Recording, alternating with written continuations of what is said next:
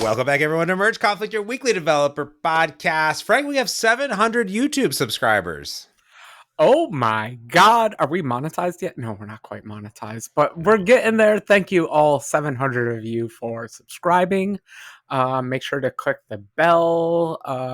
Sorry, I don't know all my YouTube stuffs, but yeah. Thank you all. That's wonderful. Thank you. So we are 2/3 the way to monetization, and we have been for about a year. So okay. you need 500 subscribers and 3 videos uploaded in the last 90 days, which we can always do. But then and one of the following, so we could get 3 million shorts views in the next 90 days. Or I think we could just do that with your face, James. We can just put you. It's a short. It's literally 3 seconds long, and it's just James cocking his eyebrow or something. Oh my gosh! Like if you had one YouTube short that went like super viral, like you could do it, you know? Right? Yeah. Or the other one, which is the one that we're gunning for, is 3,000 watch hours in 1 year, and currently, now that's rotating, right? So like it's always changing. Yeah. We are at 1,670 watch hours. There's a lot of watch hours. Okay. Look, I'm just saying, if you're trying to get to sleep, you should just listen to James and I. Like, we will put you to sleep. And no, I'm just kidding. I'm terrible. I don't know about you, but I actually watch YouTube like when I go to bed. Like, dude, it's kind of a bad habit, but I totally do it. Dude, like I think I'm pretty sure that Apple is tracking my usage of apps, right? Because I have that usage thing on, and like I do believe my YouTube usage would be like, it's more. If you were to do a year, it'd be more in a year, probably 8 times as much than the amount of World of Warcraft I played in college, which was like a lot of World of Warcraft, dude. Like I think I told you, I think we said on this podcast one time, you can do like /play or played or whatever. I'll tell you the hours. And like one time it was like 4 weeks. 4 weeks. I was like, oh my God, it's been like a month, not just like, the day, like that's 24 hours times 30. Like it's so much. And like my roommate was like, that's nothing. I got, he's just like 6 months. I was like, oh my God. So, anyway, yeah. Oh, that's always the scary part though, when you realize like 24 hours isn't a day. That's actually 3 days. Like for a normal human being playing something or doing something, because you do have to sleep. As a human being, you should sleep. So 24 hours is actually ridiculous. Game time, I wish they would actually display as like calendar days instead of hours. I would love to know calendar days. Yeah. Mm-hmm. Well, can't you just take it and divide it by 24? It's not going to be accurate. You have to know a proper scaling factor.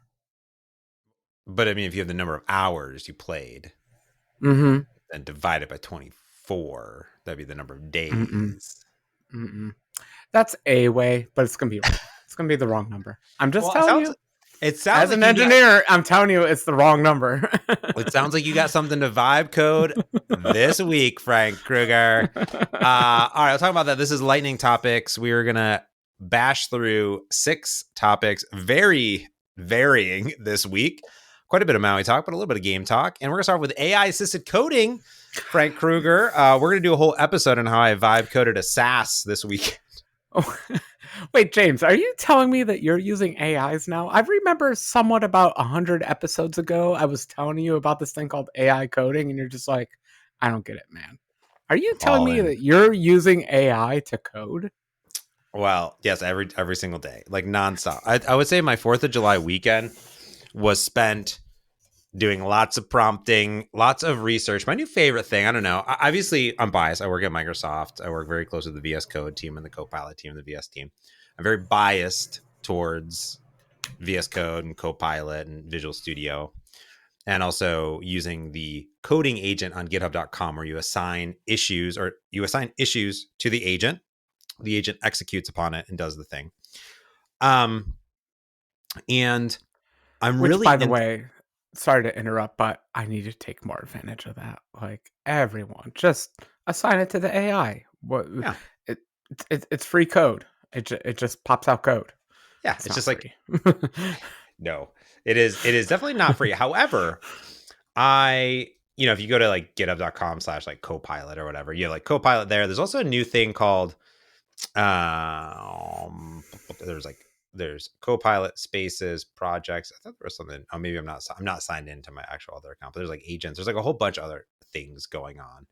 Oh, there it is. Yeah, there's agents. So github.com/copilot/agents. So this is actually really neat. So you can actually delegate tasks to Copilot coding agent in the background. So you can just select a repo and just like fire it off, fire, boom, boom, boom, boom. And like you could like strategize in line and just like boom, boom, boom, boom. And you can see everything that's happening, all your closed and open issues and things like that. I would say right now, I've been really trying to maximize my usage of the agent mode inside of VS Code quite a lot. My feedback flow application, a lot of other applications. I've been really enhancing things with MCP servers, but I've been having this new flow I want to talk about really quick with AI assisted coding, which is in GitHub, when you're working with the agent in VS Code, you can have these modes, so chat modes. And basically, you can limit what it can do, but you can also kind of give it a role. Like, hey, you are an expert, product manager, right? That is expert in like blah, blah, blah, and kind of set the context. People used to send these prompts and it would have all this stuff. Now you're kind of a mode, which is giving you the default prompt.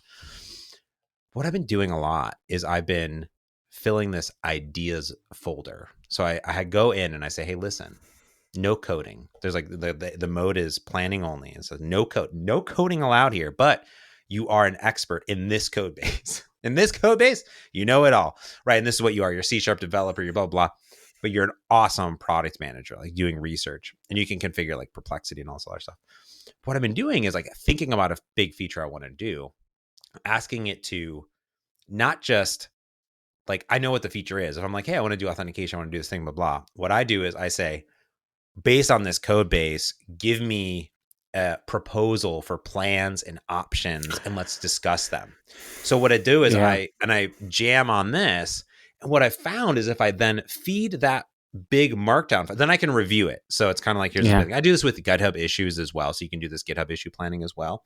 But I've been finding like I'm in the mind. I don't want to go to another tool. I just want to be in VS Code. I go into this mode and I say, fill this bucket. So I have an idea, fill this bucket, you fill this in. And then I actually spend a little bit of time, like, 5-10 minutes. I review the plan. I iterate on the plan. And then I go, execute this plan.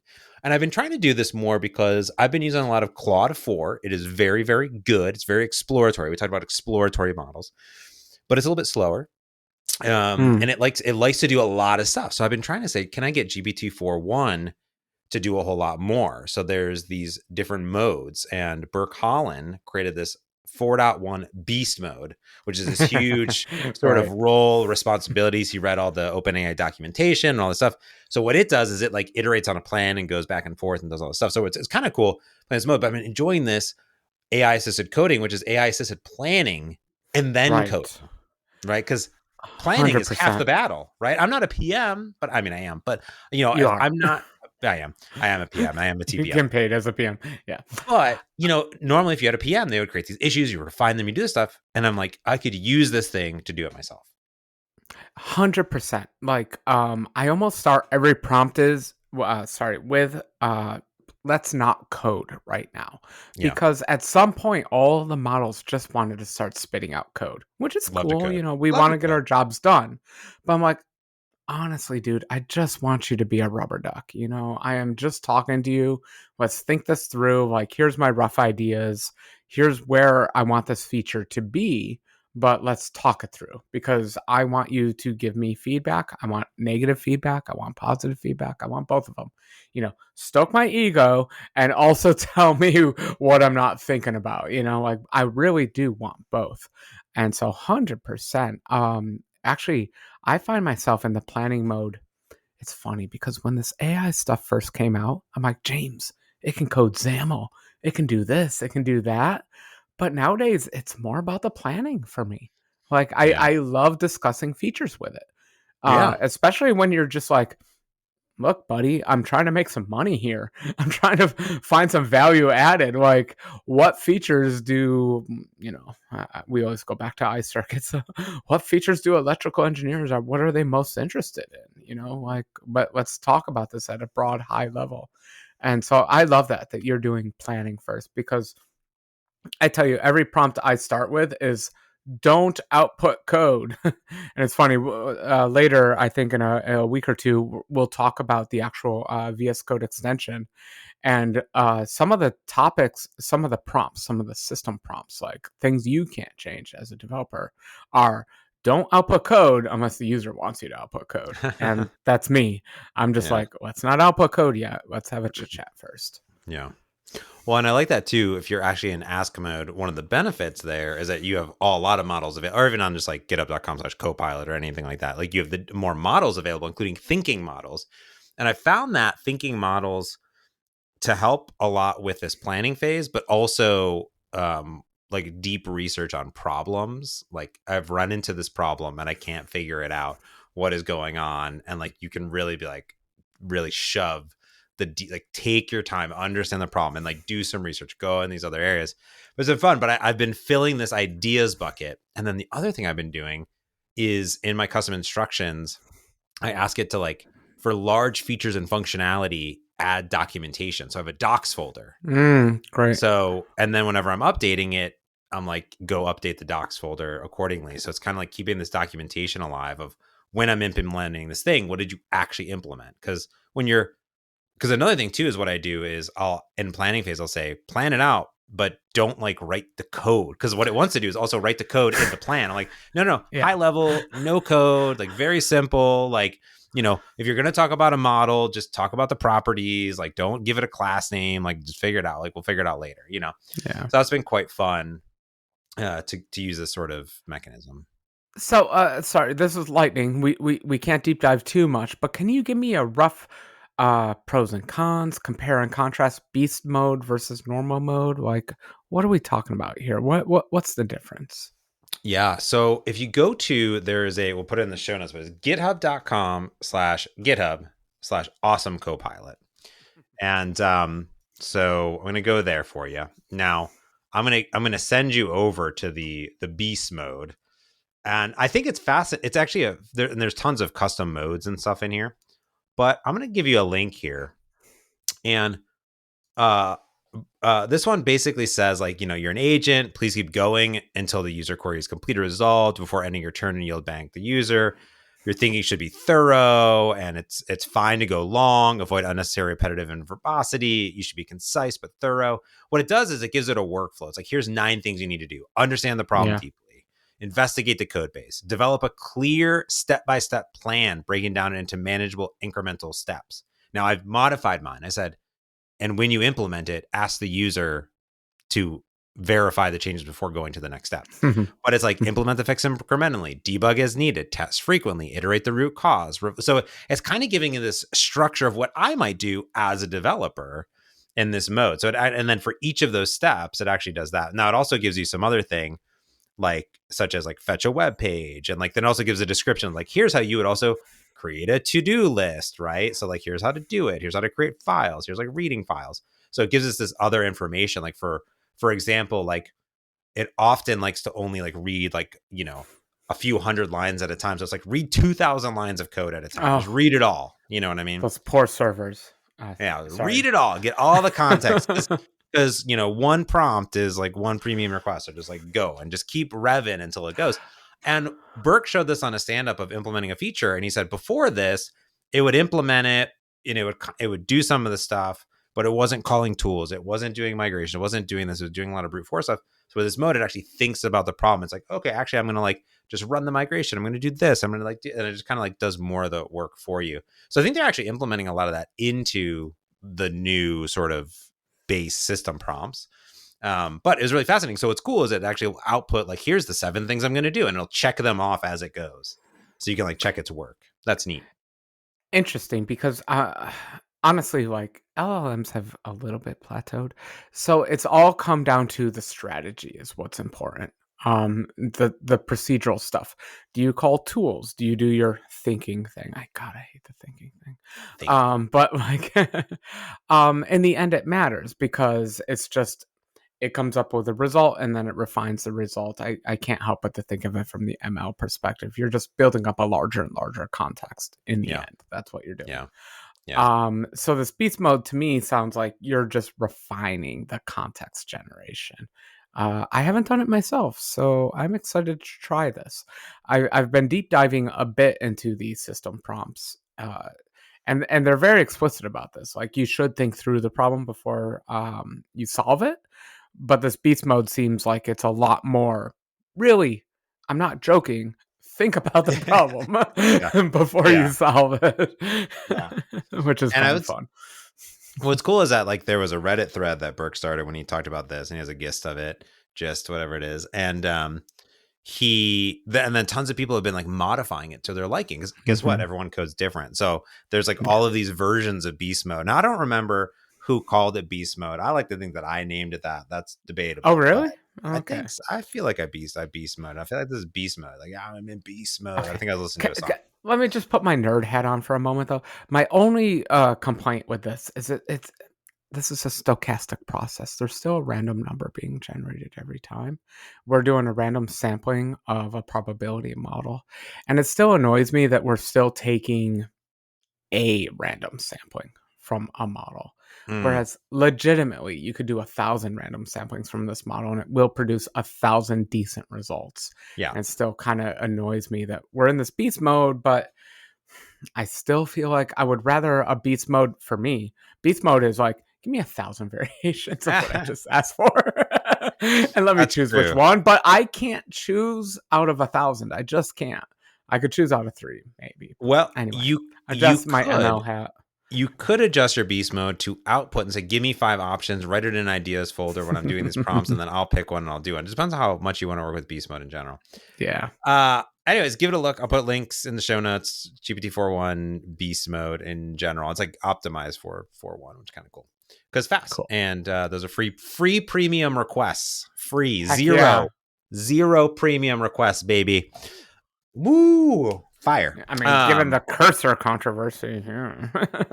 Oh, with the price. There's always pricing controversy all the time. Yeah, got to be all that pricing. All right. Let's move on to number 2. It only took 17 minutes to get through number 1. We'll move quick here. So I archived a library in April. Actually, May 4th. May the 4th be with this library. I set it off into the races, into the moon. The in-app billing we talked about on the podcast. I put out a PSA and then I archived it. I think you upset some people because we all just want the code to be written for us, especially in-app pricing. Like, as developers, if you want to be an independent developer, you have to figure out marketing. You have to figure out how to get money from your customers. But at the same time, it's so nice to just import a library called in-app billing, and it just does all that for you, James. And then you went and archived it, and everyone's just like, but how do I do my in-app billing now? Because it was nice. You were solving an incredibly hard problem. But at some point, the incredibly hard problem became a ridiculously hard problem. And I guess we're just leaving it up to developers now to figure that out. Yes. It's tough. It's a tough one. So there's a few reasons why I decided to archive it. One, I just haven't had the time, effort, and energy to actually invest in this library in general. So it's there. Now, the other problem is that the Android changes were happening all the time. But more importantly, with the upcoming StoreKit 2 requirements, there will be Swift requirements here. And there won't be Swift bindings. I'll have to create my own bindings. Yeah. Which means I just honestly won't be able to do it. I just do not have the time, effort, and energy to commit to it. Like, from the time that I wrote this library like 10 years ago to now, my life is completely different. This is like the story of open source, right? People, like, you want to do stuff, right? Yeah. And also the things that I work on. I became a manager. I manage 7 people. Like, I have like a whole bunch of different priorities, right? We have a dog that's like special needs. Like, you know what I mean? Like, you know, there's, we survived a pandemic, you know what I mean? Just like different things are happening. Yeah. So it's not super fair for me now. So I just archived it, which means like it's still available. You can just get it and add it to your repo, but that is not what people want to seem to do, I guess. So no. No, and so just to be clear, archiving a library means you're not going to work on it anymore, which means it'll work until it stops working, basically. Yeah, Because you are OS dependent. This is the story of all cross-platform problems. We're at the mercy of the operating system, and the operating system keeps changing. See also Glass, iOS 26. The truth is, someone could pick up this library. It'd be good if you could find a new steward of the library versus archiving. Archiving means I'm not going to work on it anymore. It'd be nice if someone would fork it and pick up the mantle, pick up the totally. baton, continue it. You haven't been able to find anyone like that. Uh, Cross-platform's hard. Again, we're at the mercy of the operating system. There are people paid six-figure salaries, hundreds of people paid six-figure salaries, and you have to keep up with them every year and all that, no matter what your life, how it's changing and all that. So it's tough. I agreed 100% with you archiving it because it's you. It's Yeah. you're not working on it full time, so I think it's a valid thing to do. The annoying thing is, we all love your code, James. We love your abstractions. You always find a nice, clear way to transcend the iOS, Android barriers and all that stuff. Um, so I think it would be nice, honestly, if someone picked up the mantle, picked up the baton, and continued it. Yep. Sometimes I think it should be me. But I'm like, I'm no James. I'm not James. I don't know if I can do this. Yeah, it would take some Swift code, but .NET 10 has made that easier. It's easy to just do an export library out of Swift. We could totally do a StoreKit 2 version. We could do an Android WTF, whatever version they're up to, version and all that. So it's a hard decision, especially with an open source project, because you feel like the world is depending on you, and in some ways they are. Yep. So it's hard to walk away from that. So whatever regrets you're feeling, that's all just me saying, like, it's your right to walk away from it.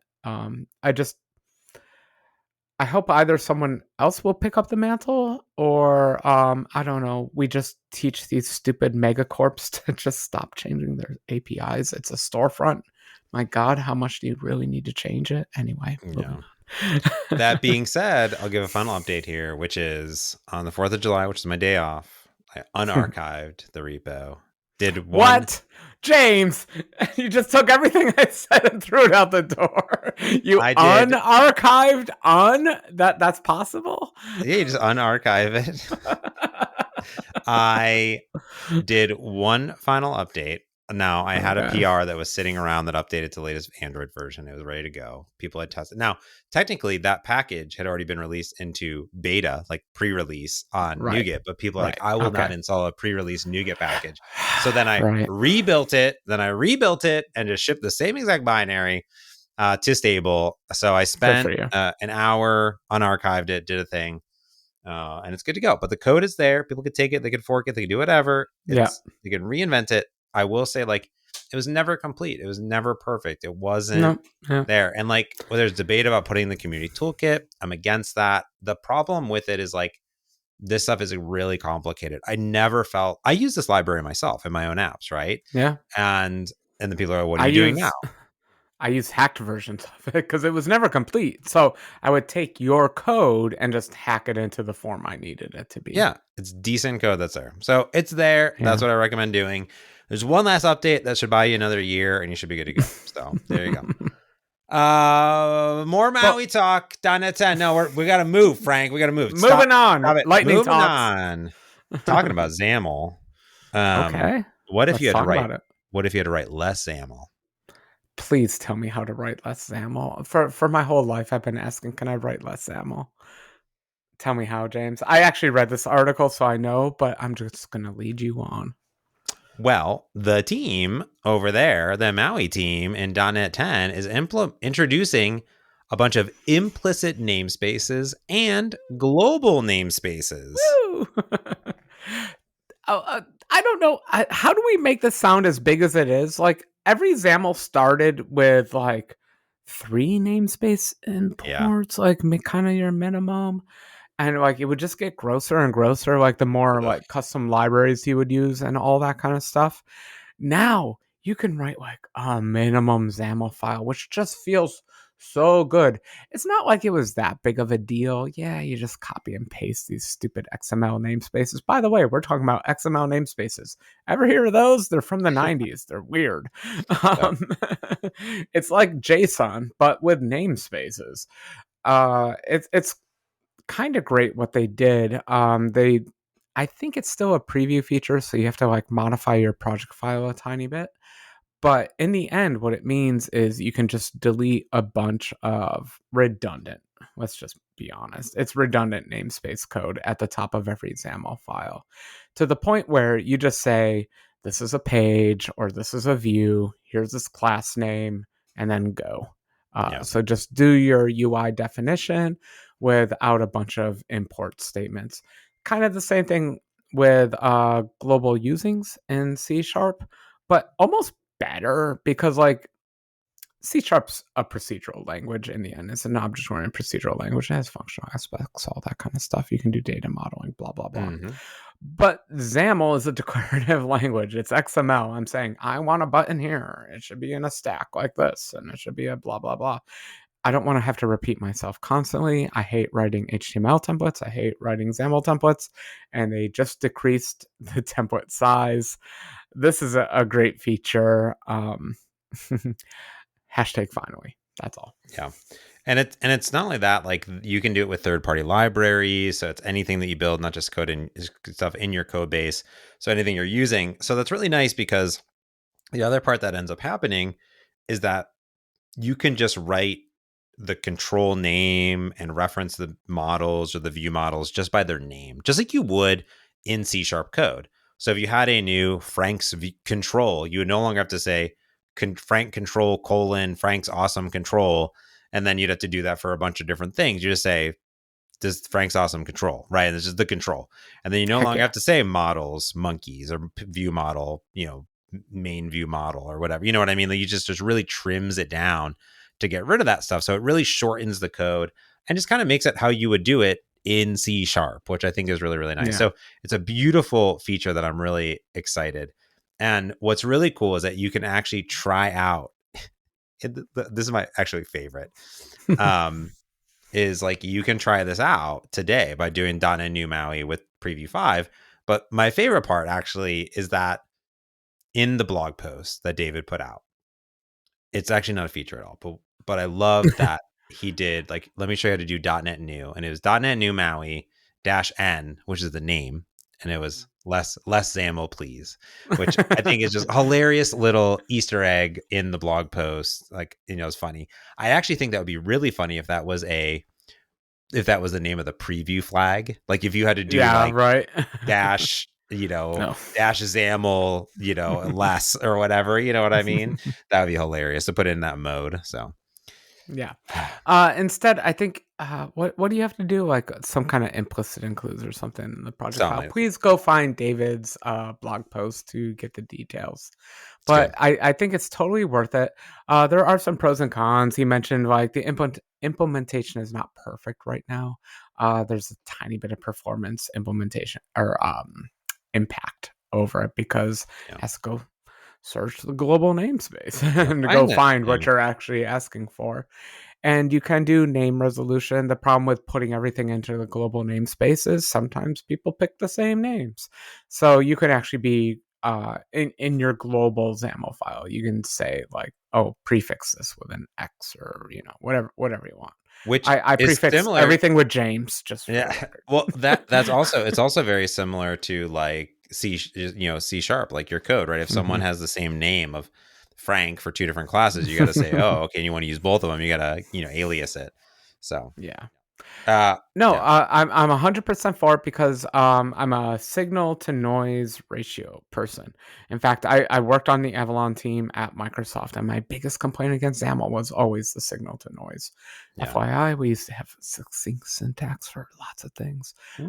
A lot of that went away, and it became a lot more explicit, a lot more left bracket, right bracket kind of stuff. Anyway, This is getting back to what I would call the original XAML, actually, before it was such an XML language and before the whole namespace thing happened. Like, why are we importing 2001 slash XAML? You know, like, Yeah. it just feels so old. Well, I also went to the MVP summit and I saw other features that they're releasing in .NET 10. I think proposed, and this was one of them. So the other ones are even juicier. So we're gonna get back on that Maui train pretty soon. But let's talk about video games, Frank. Video games. Like PlayStation or Sega? Can we talk about Sega? What's Sega doing these days, James? Well, you can play Sega. You can play the Sega Genesis on your Nintendo Switch too. Oh, with the virtual console, with the virtual online console. It says you have all the games right there available. I kind of forgot who bought Sega. Did Sega just merge with Nintendo? I can't keep track of all these companies. But the big question is, can I play Soul Calibur from the Dreamcast, Sega Dreamcast, on a Switch or not, James? That's the important question. Great question. One, Sega is still a company owned by Sega, and weird. So Nintendo has on the Switch and the Switch 2 has their Nintendo Online service, which is like the subscription, but they also have emulators. They have, NES, SNES, they have N64, they have a GameCube one now, and they Apple also have Sorry. and they also have Genesis too. So they have a Genesis one where you can play all those little games.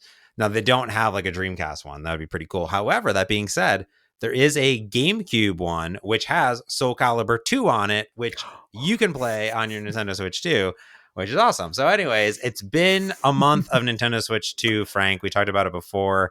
A lot has happened. And do you have any questions? Let me ask. Let me start with, you went on a voyage, a little vacation. Did you take your Switch with you? Did it play on the airplane? I want to know, like, Switch to me is still a portable gaming device. Like, I really don't like, is it a console as in you play it on your main TV, or is it something you take on the airplane and you take to hotels and you annoy your girlfriend or your wife because you're playing on a Switch instead of paying attention to them? How did you switch on all your voyages? That's a great question. This question came up in the IGN Nintendo podcast where they were saying, how do you play your Switch? And very vastly different people. I play the majority of my Switch portable and my Switch 2 also portable. Okay. I now have a dock. I have two docks, one on the main TV and one here in the office. So I will probably play it more here in the office on this TV for more real estate. Now, we did go on a recent trip, and we're about to go on another recent trip, work trips. And I had just gotten the Switch 2, so I wasn't ready to travel with it because I was terrified. So I took my Switch 1. But okay. I am ready, Frank Kruger, and I am bringing it on the trip this week. But we did go on a trip to the coast, and we're out there, and we played a bunch of multiplayer. Like, you can take the Joy-Cons off. We played it. The Joy-Cons by themselves were really good. We played a lot of Mario Kart World Tour and a bunch of stuff on the go. I played it in bed before I went to bed almost every night. It's good. It's a fantastic system. It's just so good. I love my Switch OLED.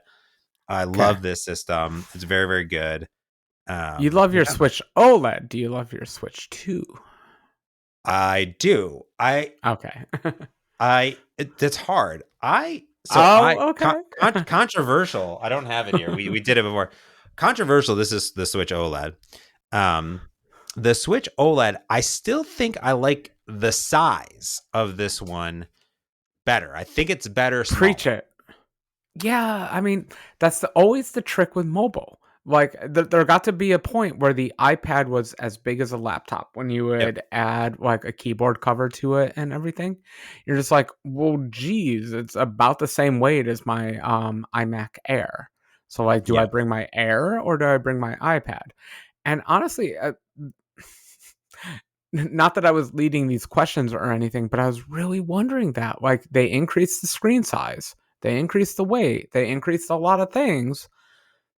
Is the Switch 1 still a better device or not? I don't want to say better because blah, blah, blah, resolution, processor, all that kind of stuff. But you know what I mean. Yeah. Is it a better device? Here, I will say this. I like the screen size of this. I like the system size of this. I do like the screen size of the new one. It's controversial. Like I do Of prefer course. the bigger screen. The Joy-Cons, so the things over here that snap on and off, they're like now just like magnets. Just lovely. I think the weight is actually about the same. Like I do think it's not that dramatically different in my opinion. Maybe it's more weighted because this is like smaller and it's more spread out on the new one. The Joy-Cons way better. Pro controllers way better. Kickstand awesome on the new one. Um, yeah, the Joy-Cons because they're bigger, it's just easier to hit buttons on and things like that. I will say, like, because I play portable a lot, the majority of the time, having the bigger screen is pretty game changer. Additionally, playing all the old games, pretty much all of them, a huge boost. And they've been doing patches and updates to all the games. I've been looking at side by sides of some of these games, and it is like night and day different. You know what I mean? So much that I'm like, I can't wait to go back and play that game. So that's the thing too, is like if you didn't have a Switch, like getting a Switch 2 is a no-brainer because you have it. And I mean, you could pick up a Switch 1, obviously cheaper now, and like play a bunch of games. All of your games and everything transfer. So delightful. But every other aspect about it, I think, is better. Like definitely over the original Switch. The OLED, it's a little bit harder because the OLED screen is beautiful, right? But if you just had a Switch 1 without the OLED, night and day difference, right? But that being said, I don't think that the Switch LCD is that big of a deal. Like I do think it's a beautiful LCD in general, not as beautiful as an OLED, but it's really in between the two that is a good value. But all the games are just like awesome at 60 FPS. Like the Joy-Cons are way better.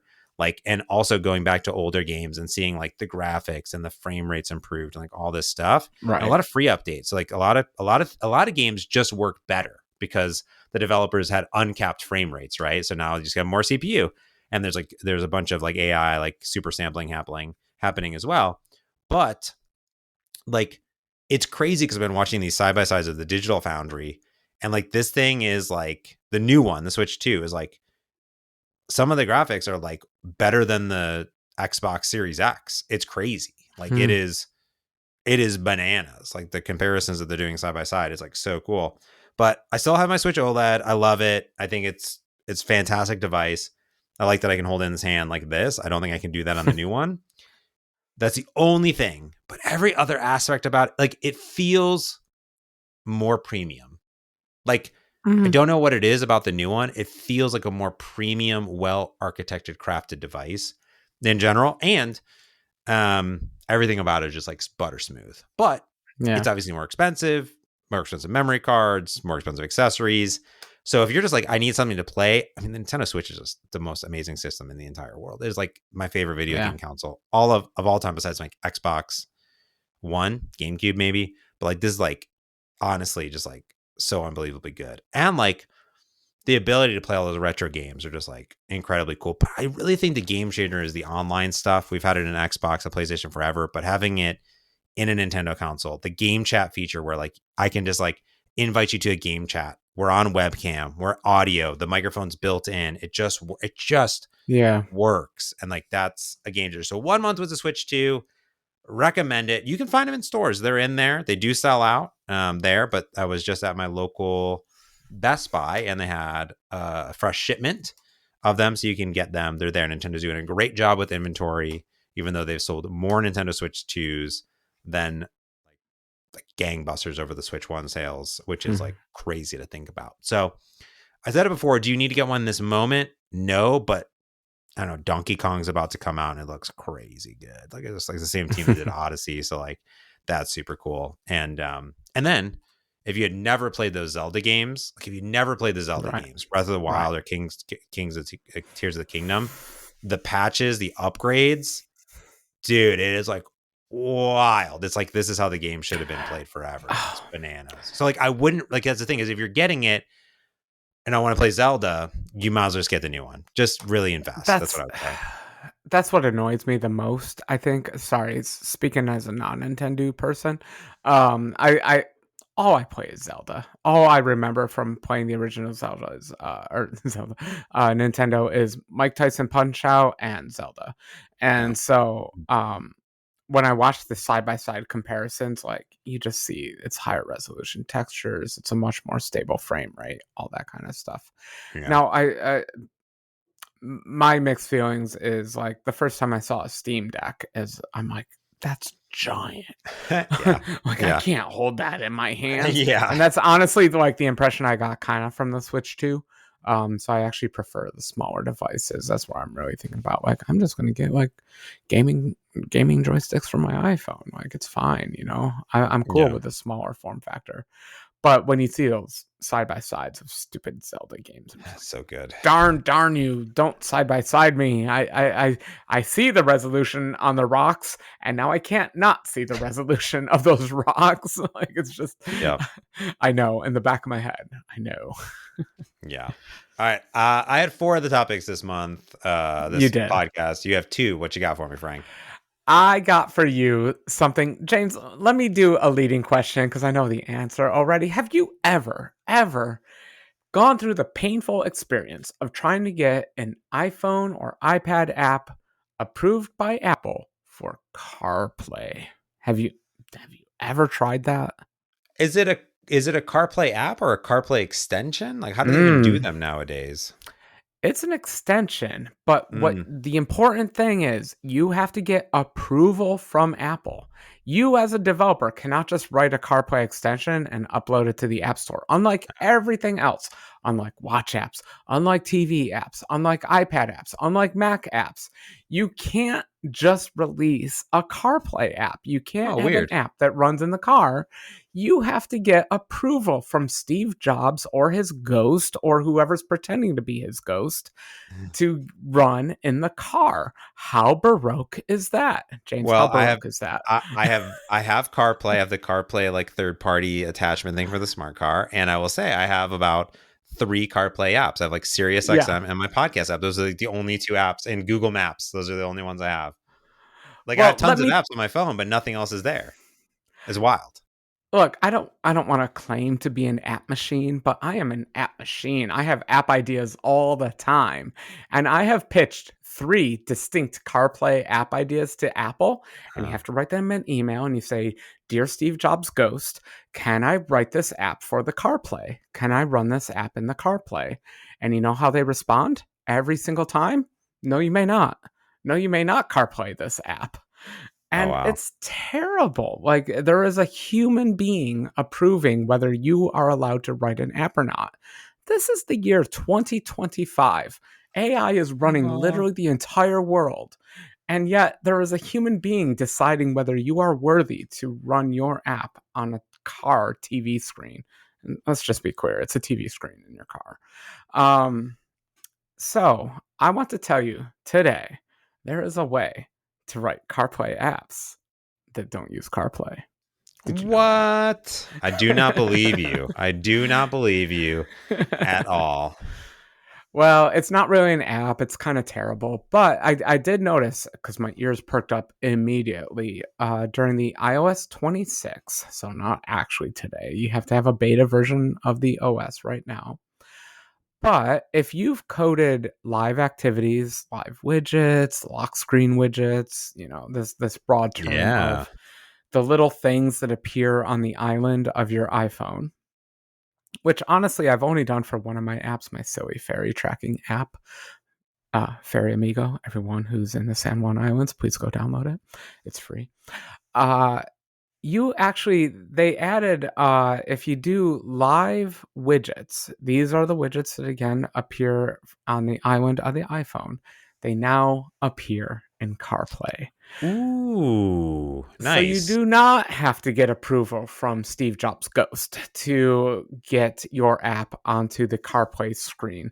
So I'm sure millions of listeners know that if you go to kind of, there's actually a widget screen now in CarPlay. Mm. Let's ignore that for the moment. But there's a main screen where they'll show you your main mapping application, whatever music you're playing. For whatever reason, your stupid calendar events, I don't know why it's always displaying those. But now if you have a live activity, it will show up in CarPlay. Oh, And cool. it's kind of wonderful. It's a hard programming experience because you do have to write these puppies in Swift UI. So you have to Mhm. embed a little extension into your app. You can totally do this. Even if you're writing a MAUI app, you can write like a stupid little Swift UI thing that just displays. I mean, basically, you just have labels, a few images. There's a very limited widget tool set that you're allowed to use. But that UI, if you program live widgets, will show up now in CarPlay Wow. without getting approval from Apple.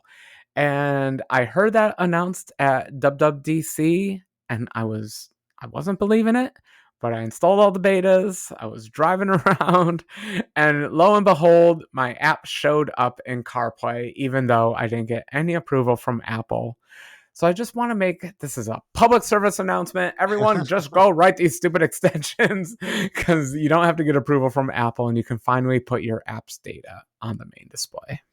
Now, someone will have to engage with the app first, right? So you'd have to start a fairy thing for it to show up. So I can't just like click on your app icon and then do stuff. You'd have to be doing something in general, or no? Yeah, well, the app itself can decide when it turns on a live activity session. So Mm. that's up to the app developer. You could do that every time they load your app for Oh, cool. sure. So Yeah. anytime they load your app, and as long as your app is running in the background or vaguely persistent, it would be Mm. showing up. In my apps, it's a button click. You have to say like, hit this button. I'm starting the activity and all that kind of stuff. But that's really up to the app developer of when you kick these things off. If you've done any kind of programming for the lock screen, especially, um, well, the worst part is it actually uses the dynamic island UI. Oh, wow. Oh, So gosh. naturally, you get two UIs: the leading UI and the trailing UI, because Anyway. it's the left hand side, the right hand side of the screen, all working around the dynamic island. And that's actually how it displays in CarPlay.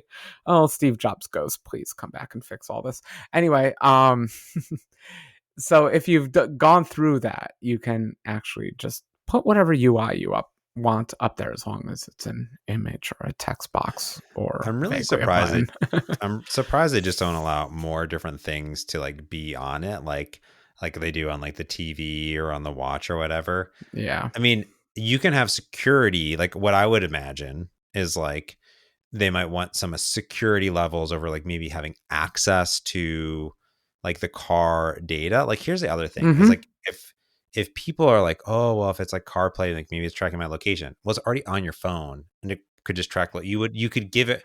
You could have a Right. more permission system in general, but also like wasn't it with Health Kit originally, or maybe still like you need certain permissions to use Health Kit or to do something like VoIP or whatever. Like you it's easier because like once it's in the app, you can do it, you can justify it if you're using it correctly. But yeah, if you had like Drive Kit, I don't know what it's called, CarPlay Kit, Car Kit, Yeah. like whatever it is, CarPlay. Car Yeah. Kit, Yeah. CarPlay Kit. Yeah, it's like if you had that and you wanted to access like the speedometer, you wanted to access things like you could just prompt the user for permissions like in general. But honestly, the majority of us just probably want to use like music listening things, like make that Yeah. happen. But it would be cool. Like I could imagine a world where if I had Siri there, I'm like, hey Siri, like do this thing and do that thing. I'm like talking through the CarPlay, like it's just an app that's there doing stuff. Well, I think it's a privacy concern, but I think it's also a safety concern because there's no YouTube app, let's say, for CarPlay. No, of So I course. can't just sit there and just watch YouTube while I'm driving Not yet. because I've not yet. Once it's in the Yeah. dynamic island, then you're good to go. Little tiny little Don't tiny tell Apple video. that. You're ruining it, James. Don't I just tell update Apple that. one frame at a time.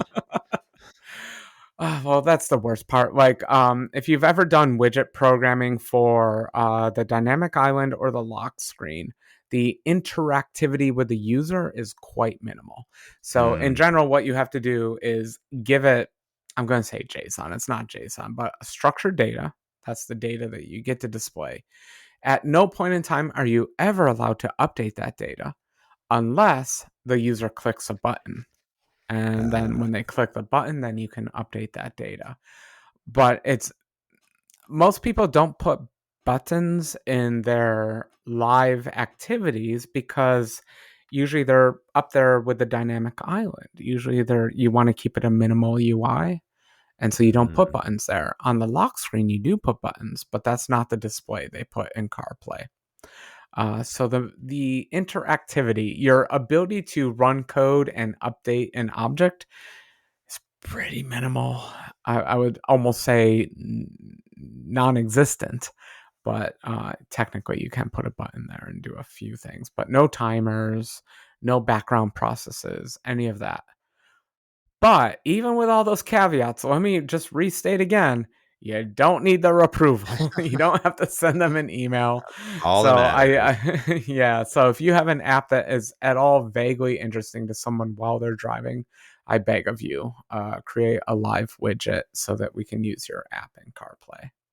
And I just think that's cool because I'm just so tired of being rejected by whoever the heck is responding to those emails because they seem to lack all imagination that could possibly exist in a human being. I like it. All right, last one, Frank. What you got for me? More .NET MAUI goodness. What is it? It is a .NET MAUI, but also most importantly, it's an iOS 26. Like iOS 26 is just fixing everything. Mac 26, all the 26s, aside from the terrible glass pixel shaders and all of that. This one's a little bit weird. Follow with me here. James, did you know they allow arbitrary windowing on the iPad now? I No, can I didn't. have Oh, yes, I did. stacked windows. Like Yeah. it's a real operating system now. I can run multiple apps in little windows on my iPad. It is the year 2025. It only took us 15 years to get to this point where you can have overlapping windows on the iPad, multiple apps running at the same time, a multitasking operating system. Can you believe it? I never It thought I would see is it. I didn't think I didn't think I would make it alive this long to see the day where there could be multiple things running at the same time in multi-window mode. Now, let me remind you, this iPad has the same microprocessor as an iMac Air running Mac OS. It is a powerful processor, but for some reason, you were not allowed to have overlapping windows. Now you are. And with overlapping windows comes the power/responsibility to make windows small. And this is happening a lot. And you're really starting to notice this. I'm sorry, I should speak for myself. I'm really starting to notice this with apps that weren't designed with this knowledge in place. Because essentially, what you can do is go from a full size app that's very accustomed to taking up the entire screen. And what that means on an iOS perspective is toolbar items. Having lots of icons for every little tool you want to use, tabs, every little quick feature you want to get to, all that kind of stuff. So you have this, let's say I have a toolbar of like 6 items. Well, Frank Krueger with the iOS 26 beta can make that window very small now. And it'll flicker and it'll flicker and it'll be angry. It's mad at you. It's like, no, I'm a full screen app, but I can make you small and I can make you overlap other windows. And all of a sudden there is no room in that toolbar. And honestly, I'm looking at you, Apple, because a lot of their apps aren't ready for this. There are a lot of icons in that toolbar that just kind of disappear when you make them small. I'm looking at notes right now, right? And like there are like legitimate like 18 icons, like, and it like I don't even know what happens if I make it smaller, but they just like there's all and like they just like all I don't even know where they go. Right, and honestly, it's difficult. So if you're an iOS programmer, not a MAUI programmer, sorry, if you're just an iOS programmer, you're used to these traits that are assigned to every view. And the traits will say, am I a wide display mode or a compact display mode? And when you go into compact display mode, you're supposed to act like an iPhone app. You're supposed to have a refined UI. What happens is a lot of those toolbar sophisticated. A lot of those toolbar items maybe bounce to the bottom. Maybe they stay at the top. It's honestly a little bit random. So a problem MAUI had was MAUI has had the concept of a toolbar for quite a while. but there has been an iOS concept called secondary toolbars, and I think this exists on Windows and Android also, where you might just have like, well, it's basically a pop-up. So you have one icon that represents a menu of options. And this just happens. Anyone who's designed any kind of GUI app knows, like, oh, I started with 3 buttons in the toolbar. Now I need 5. Now I need 7. Now I need 300. And all of a sudden you realize it needs to be a menu, not 300 actual icons in the toolbar. And so with MAUI in .NET version 10, I don't think it's going to be backported to .NET 9. You can actually flag toolbar items to be secondary. And secondary means they will be put into a submenu. And I'm looking at you, Apple. You need to put more stuff in submenus. You'll notice this on the Notes app, especially. Actually, it's funny that you bring that one up because I think this is the worst one where when you're like 700 pixels wide, there's a bunch of toolbars with secondary items. When you're 640 pixels wide, then they go to the bottom with different secondary items. Either way, the point is, as app developers, we have to get used to this window resizing world now. It was all great when everything was 320 by 480, but now people can arbitrarily resize windows. And that affects toolbar placement. And that means you're going to have to start thinking about what's a primary action and what's a secondary action within your toolbar. And I find it fascinating because these are classic UI problems. Like, what do I expose? What don't I expose? What's 2 clicks away? What's 1 click away? But the beauty is, and I think this was actually requested quite a few years ago, maybe even all the way back to like 2021, 2022. You've always been able to do this in iOS, but MAUI didn't quite expose it. Now in .NET 10, if you update to the latest, because this is honestly, I think, like 1 week old, you'll actually be able to control higher level menu toolbar items that will expose submenus of more items. And I think that's good because iOS 26 is making it very obvious that you need to think through all of your app's layout. Yeah, and it's following the human interface guidelines for iOS and iPad and this little triple dot drop down. Yeah, I'm excited to see apps update to this new thing. Yeah, the Notes app on Mac has like 2 arrows pointing to the left, right, or something. What are you doing? Doesn't make any sense. Yeah, this is neat. I mean, I will say, like, coming from the Android world, Android's kind of had this overflow triple dot menu for like ever, and it just sort of has always been built in, which is you could specify, like, show this if I have room, because there's some things you just never want to show. You always want to be in the drop down, in the triple dot, in the menu. But in the triple dot, you could basically specify this to be a secondary all the time. So this is nice that this is just like something that's happening. So it's nice to see MAUI, be iOS 26 ready with .NET MAUI 10. So many version numbers to think about in my head. So yeah, very nice. Yeah, and I just beg everyone, please test this out because it's surprising.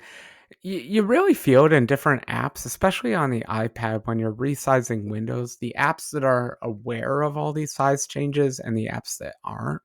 And it just feels very primitive when you get one of those apps that isn't. Like, it just... You remember the old iPad apps that would like show on like the little iPhone screen, like all downscaled and everything? It just feels like that. So this is kind of another PSA for everyone. If you're releasing iOS apps with MAUI, please think through all your toolbars and all of that stuff. Please, even if you don't own an iPad, please test it on a simulator and see how this multi-windowing crazy world of multi-windowing affects your app. Well, and I always tested this because one of the big things, like my Cadence, was that you could have it on iPad and then you could, pin it to the left or to the right in multi-app side-by-side mode. So you can watch a YouTube video and do this at the same time, which forces your application into not an iPad size, but like a weird funky size off on the right-hand side based on the iPad that you're on. So I'm excited to see this happen in more dynamicness. All right, Frank, we need to go. I need to get this podcast out. I need more wine. That's going to do for this week's Emerge Conflict. Let us know if you enjoyed this longer 10-minute apiece lightning topics, or whatever. They weren't like lightning, they're lightning-ish. That's on me. I blame myself. So that's new for this week's Merge Conflict. So until next time, I'm James Montemagno. And I'm Frank Kruger. Thanks for watching and listening. Peace.